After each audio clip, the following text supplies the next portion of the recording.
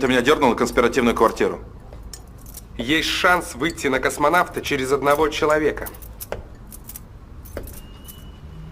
Рассказывай. В общем так. На днях я ждал Свиридова у казино. Он, кстати, часть своих денег на бирже крутит. Скорее всего, через брокеров их за границу вывозит. Ну, да ладно. Жду я его. И вдруг лицом к лицу сталкиваюсь с Кириллом Борзовым. Он мой сослуживец. Миша!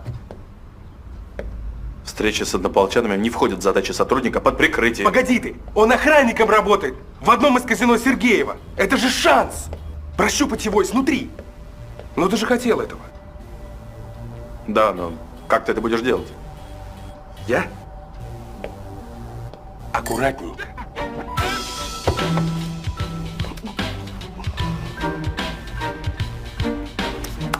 Умоляю, очень аккуратненько. Угу.